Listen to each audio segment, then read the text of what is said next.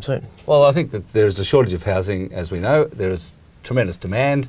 We had Kelly O'Dwyer yesterday talking about the committee that she's chair of, where they're whinging that the FIRB is not doing enough to police the restriction on foreign investors buying existing houses, which kind of everyone knows already. I mean, that's true, and I'd say that's probably because it's too hard.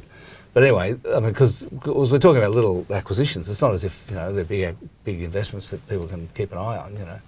And anyway, there's a huge flow of business migration under the 5 million rule, but also you don't need 5 million; you can just be an investor. And there's plenty of categories, so there's a huge flow of migrants coming in who aren't foreign investors when they buy. So there's tremendous demand, and not only from that, but also from self-managed super funds. So there you go. I mean, and everyone's going, oh, that's terrible. And today's reports of yesterday's Reserve Bank minutes are that, the Reserve Bank's worried about a housing bubble. Well, actually, if you read it, what they're saying is, if there is a housing bubble, that'll be bad because there'll be a crash. Well, yeah, that's kind of a statement of the obvious.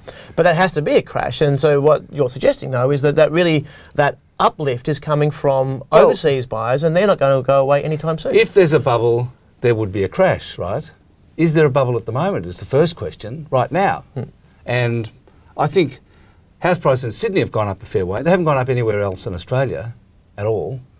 A little bit in Melbourne, but they've come back down again. Sydney's up, right? A lot. And, okay, so the question is there a bubble in Sydney that we should be worried about? I'm saying, well, maybe, but there's a lot of demand. The demand's not going away.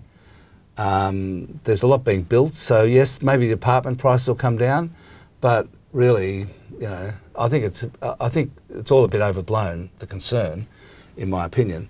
And secondly, the second half of my piece, I examined whether it's all that bad if house prices are high. Like everyone's complaining that Australian house prices, houses are overvalued, and I'm saying, well, yeah, it's bad for first home buyers, of which my children, all three of them, are members of that group of people, and they're complaining to me that they can't buy a house because they're having to rent all the time. Well, actually, is that so bad? I think, Well, that comes to the point, though, so that people should be looking at and saying, well, actually, is house buying really the thing that I should be doing, right? Because actually, you think about the amount of interest you pay when you buy a house and the loan you have on a mortgage. I mean, you could invest that money instead and see where you go instead. Exactly. So what's good about buying a house? The answer is, apart from the security that it's your house, and you can do something to it without having to worry about the landlord. That's true. And you can paint it and all that stuff. But so that's one thing, and that's an emotional connection, which is important. I'm not downplaying that. But the other thing is, in investment-wise, well, it's not that great an investment, and the only reason it's a decent investment is because there's no capital gains tax when you sell it, right? And I'm saying that there are two retirement assets for people. One's house, one's super. When you retire, you've got most people got two assets, house and super, and they try to cash in both, right? Well, the fact that house prices are overvalued is great for retirees, right?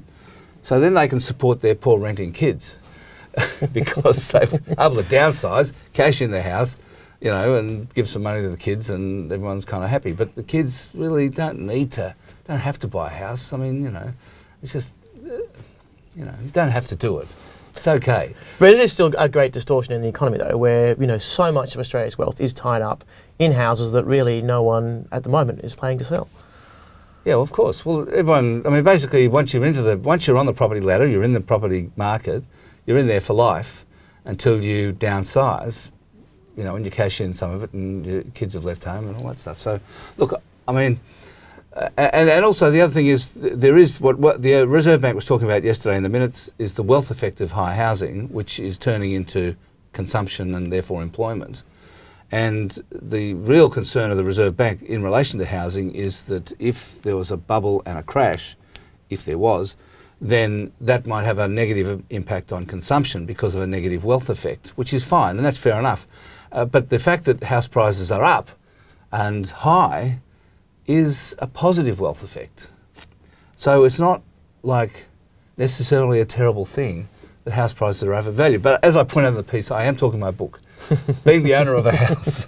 Now, this is the other part of the story, though, right? At some point, your generation of boomers who've been staying in these big empty nest houses for a long period of time will downsize. Sure, and there's no one to sell to. Who are we going to sell to? Well, you have to sell to your own kids, effectively, or everyone puts houses on the market all at the same time in the next 5 to 10 years. Yeah, but my kids can't afford my house. Absolutely not. Alan Kohler, thanks very much. Thanks.